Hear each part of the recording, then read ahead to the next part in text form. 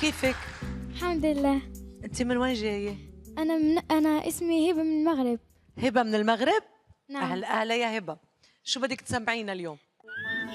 أنا بحب الطرب الأصيل، بحب أم كلثوم، عبد الحليم، بحب كل فنانة قديمة.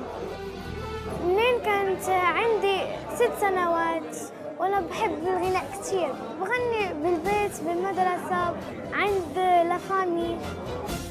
أنا حلمي بكون فنانة مشهورة. أمي سمعت صوتي وقالت لي يا صوتك زوين. كيفاش اكتشفت فيها الموهبة هذه؟ أنت علمتها ولا واحدة؟ هي في عمرها 5 سنين وهي كتغني غير بوحدها. عمرها 5 سنين تغني أم كلثوم؟ تغني بوحدها. نجمة كلام حتقول لك أنا حبيتك. يا ريت يا ريت. يلا خلينا نسمع.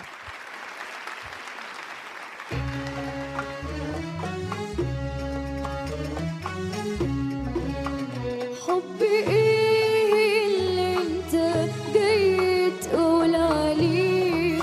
أنت عارف قبل معنى الحب إيه؟ صوتها حلو. حبي إيه اللي أنت جاي تقول عليه؟ أنت عارف قبل معنى الحب إيه؟ لما تتكلم عليه، لما تتكلم عليه، حبي إيه إيه، حبي إيه سلام.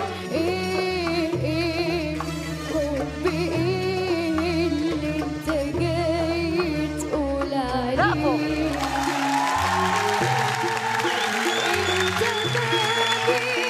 ما بينك وبين الحب دنيا.